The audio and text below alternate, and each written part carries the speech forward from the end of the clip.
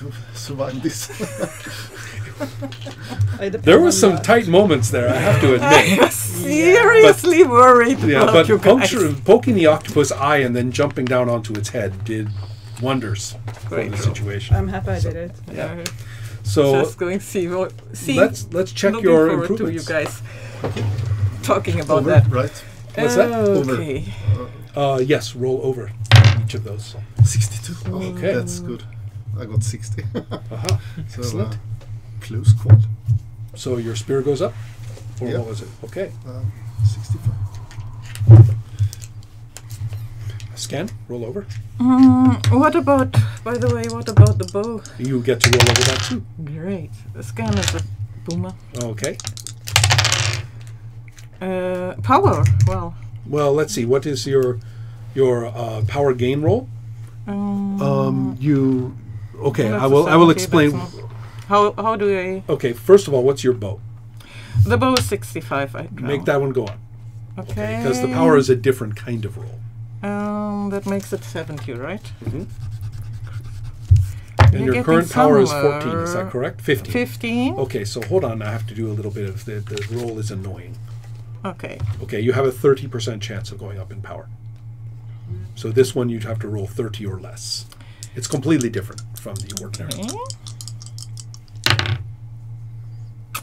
Close? Okay. But not close enough. Anything 35. else? I did the scan and that was a no. Okay. That was a Scan 70. 55 or above.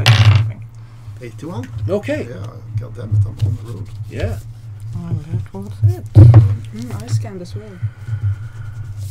And then I have the Constitution. Yes, but in that case, you're going to have to roll over 5 times. So it is currently what? 12. So 12? Over 60. So wait, correct. 83. All right. God damn. Well, Doing good. Yeah, Yeah. This was exceptional. Power. same. This is the tricky one. Yeah. Current value is 12, correct? Yeah. Okay, so wait, let me think. So that's going to be 60. Okay, so you need to roll 45 or less. 45 or Yeah. less. 21. Damn. Yeah, you're getting quite the. Yeah, this was a treat. It's curious how the dice know about the character. Dexterity. Yes, it is true. Yeah. What's that? Dexterity. Last one, yes. So same kind of thing. Let's see how that one was going to work. Same roll. 45. 45 or less. 46! Damn it! Ah, oh well.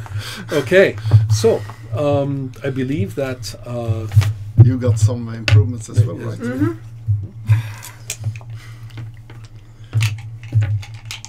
So let's start with power. It's at 8. okay. So no, that's its No, current. no. roll. What is its? What is The its full roll? 13. value. What, 13? Yeah. Okay, so this is such an annoying roll. So that's going to be 35, 40. Or less. Yes. Oops. Nope. Okay.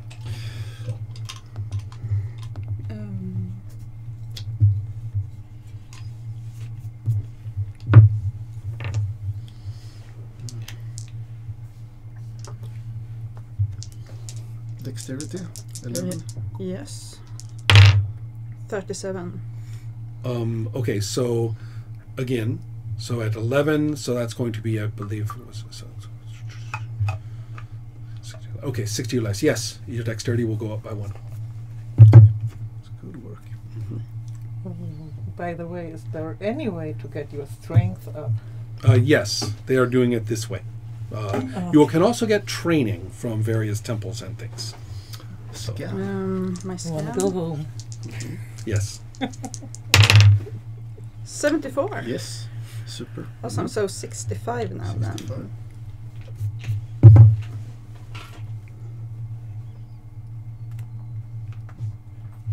I think that's it. No weapon check. Hmm? You did. You hit with the axe yeah, once, I yes. think. Yeah. Yeah. You did a pretty good job. Yeah. Is it the Headshot. Not the throw. It's the strike with the yeah, hatchet. hand to hand? Yeah. Or No, not Attack. hand to hand. Headshot. oh, there. Yeah, okay. So So over 55. Yeah. 6. Oh, well. Okay. So there are some improvements. Everybody go up 1 in charisma. This was a mighty deed.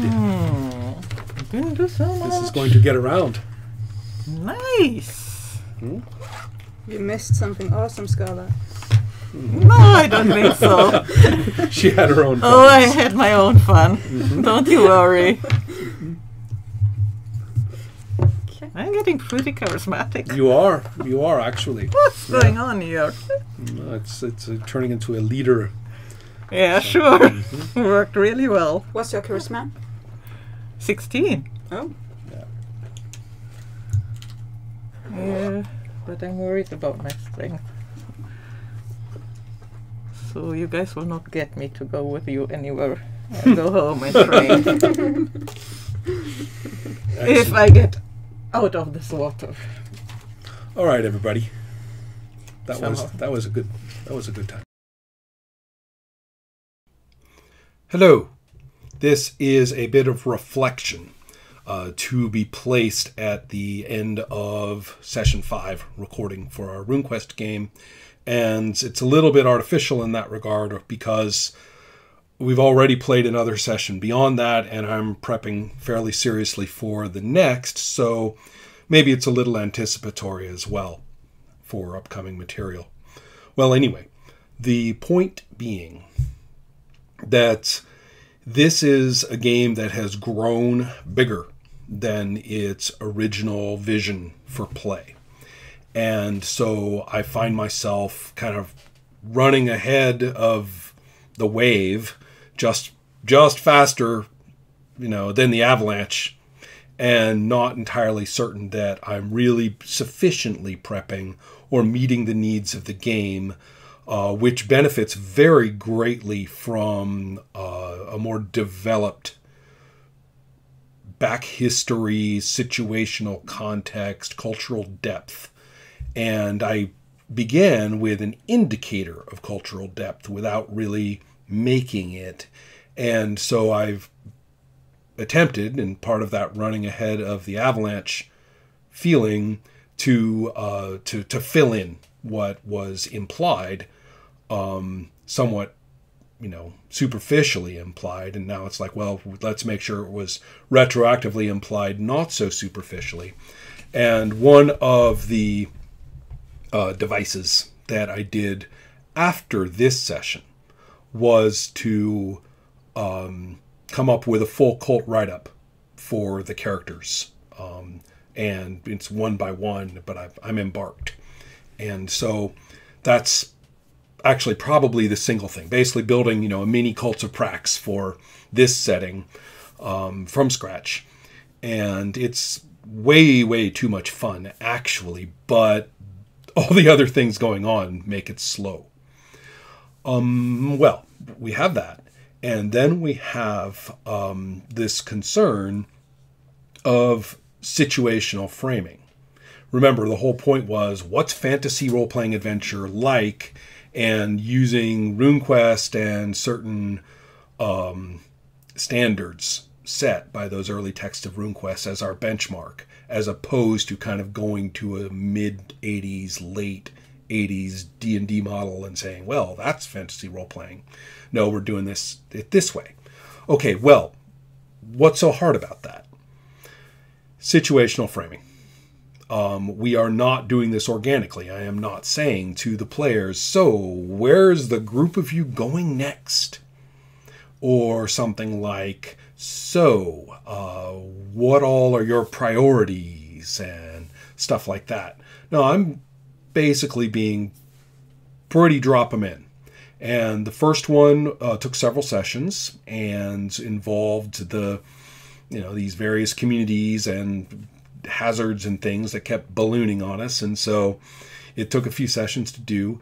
The one that you just watched, I trust, concerned a single session shipboard adventure. And again, I just basically said, you're already on the ship. I mean, it's out there. You can even see Helma is going, wait a minute, what am I doing on the ship? We've got to figure out a reason. And she's absolutely right. Helma is taking the narrative continuity and character motivation material very seriously. And so that's good, but it's also true to acknowledge that instead of utilizing that drive in its, I suppose, rightful fashion by saying, what do you want to do? Instead, I'm saying, well, you're here, now tell me how you got here. And make it consistent with whatever it is you want your character to be about or want. And that is, not necessarily fair to somebody who's taking this kind of an interest. On the other hand, it's meeting our goals for what's fantasy adventure like. Using a good old system and enjoying its special qualities, which I do. So what can I say? We have the shipboard adventure I actually want to talk about a little bit. First of all, I love shipboard adventures. It all goes back perhaps to my youthful reading of The Voyage of the Dawn Treader, which, at least back as a kid, that one was my favorite of the bunch. And I found myself all the time. I mean, I even remember bare few years after that phase of my reading, and I'm looking at the original Dungeon Master's Guide and looking at all the ship's stuff and saying, oh, we need to do that. Well, I've scratched that itch a few times over the course of my fantasy role-playing experience, but not enough. And so what did I do this time? I pulled out a couple of older materials. One of them is a HeroQuest supplement called Men of the Sea. And that one I thought I was going to make some use of, but as it turned out was a little big on, and fine, right? I mean, it's very big on those specific cultures. And I may draw from that a little bit, in days to come. But in this case, I needed something highly situational. So sure enough, in Strangers in Prax, there is a shipboard adventure written by none other than Jonathan Tweet, in which case he would have been a callow youth. And it had plenty of things, particularly like, the map of the creature stomach by stomach, stuff like that one might need. I looked up a Phoenician war galley and was impressed enough to, say, okay, we need those. So I posited a kind of a cargo merchanty, I don't know, I forget what it was called. It's not a sloop. I looked it up. Anyway, it was one of those. And then I said there are two of these like warships, which are, pretty much these cylindrical, two-tiered, multiple or war-beaked things. I said, okay, there's two of those. So, all right, popped them on those ships, quickly made up a very chaos-oriented bunch of nautical badasses, and but let's take a look at that adventure. What does this it's called it's about the Vomiter, and so I've lifted that, all that stuff is lifted straight from the adventure. The Vomiter, the fact that it coughs up things, monsters. The book is very big. This is a phase of anti-chaos in Glorantha Publishing. So it was very big on how it is a monster, but it is a natural monster, and that these are natural monsters that it makes. This isn't chaos, and all sorts of stuff like that. And so if you get like what I would call a chaotic feature, they say, oh, no, that's actually, a blessing of some kind. I'm like, okay, yeah, right, it's chaos.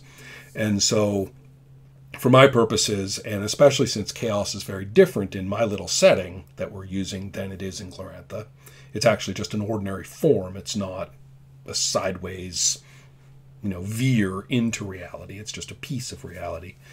And that's becoming more important thematically as we go on. But anyway, so the Vomiter is, I say, is dating back to the primal days of the origin of time, and it's you can see in the adventure the way that I spun it. The spin is different than it was. The other big spin is the nature of the adventure itself. With all the time that's gone by, I trust that this will not be considered, a review or a judgment upon the authorship. The adventure is built specifically as how to naturalize or disguise the fact that you want them on this ship and you want them to go down the gullet of this monster. And there's a great deal of attention to these NPCs and all the different ways, but it's really very much a roads to Rome. I don't care what they do. They're going to end up on the ship, headed to the belly of the monster with this hero dude. This hero dude, I use the same name, Baran, really wants to get inside the monster and touch the heart, and he wants to become blessed and everything by it. And it's all built into a huge meta narrative, which was also very big for Clorantha writing at that time, about how he's going to become a certain kind of hero, and he has a role in the hero wars, and you, dear reader, get to be there. You, dear player, get to see the origin of the hero Baran, right? That's the excitement. Well, I don't mind telling you, speaking of vomiting, I had no intention of playing any such thing, and instead my Baran was just an overly ambitious goof who caused a ton of trouble, and that they weren't tricked or hired or otherwise, maneuvered by me into going down the gullet. If all three of the present player characters had decided not to go and stay on the main ship with Skava, including Skava, then they could, and I was okay with that. And so there was more freedom locally and less freedom, if you want to call it that, in terms of actually just being there in that whole situation. So that's worth a discussion. I've noticed people use the word railroading for any framing device at all, which I think is a misuse of the term. So here we go. That puts me into the position, though, first of all, of adapting this admittedly rather manipulative and somewhat, I think, rather regulated adventure into something a little more organic, and part of it involved a little too much. Again, though, this is the Avalanche thing, just a little too much freaking improv. I was like, are they going to fight this? They got this octopus thing. I mean, am I going to use that octopus rule? That seems a little small. Am I going to kind of combine it with the other thing, make it sort of, that's what I did. It's actually two of those monster stats kind of blended together, two monster blocks blended together to make one that I'm just kind of spitballing or adding in my head as I'm looking across the two blocks. Most of the other circumstances, such as, when they get into the stomach and they do see the pulsing of the heartbeat, stuff like that is pretty much out of the book because it's a pretty cool scene. I add a lot of other features of my own, like the phosphorescent, fluid and stuff like that. So anyways, I really, really used a great deal of that material, and it reminded me a lot of long ago when I used to adapt superhero modules from champions, villains, and vigilantes. I'd often take two of them and squish them together and, make certain NPCs the same person if it made sense or whatever, and kind of squish them together for a great big kind of more chaotic circumstance, and abandon the whole, the ongoing little set of clues that the author had very carefully arranged in a particular order. So it was a lot like that. Most of the raw meat of it is kind of lifted from the book, and then I make a different stew. That's fine, but I really was feeling the pinch of, we need more depth. I need to start writing up cults. And how long are we going to play this anyway? And I thought to myself, man, I was kind of just hoping for a few adventures, and everybody goes, oh, fantasy role-playing. Fine. But now we have all this commitment to the characters.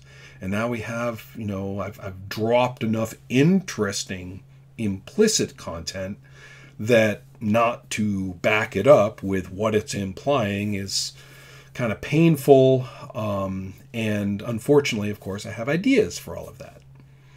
So you've probably seen some of it already, all the stuff I hinted at in the beginning about, the time before time and the nature of, the metaphysics before that. So here I go. into some heavy prep when I really should be working on other things, except top priority, enjoying ourselves with what we're enjoying ourselves with right now. So that's where I'm at with this game. Don't know how much longer it's going to go, but I'm pretty committed to having whatever those final steps are hit an arc in terms of depth of setting and opening it up a little bit for player goals. Sooner or later, I'm going to basically have a much more broad setup and say, all right, look, I'm not dropping you in this time. You guys really are free to disperse, free to clump up, free to prioritize. What will you do? That's probably where this is going to have to go. Anyway, went on for a while. Sorry. Talk to you later.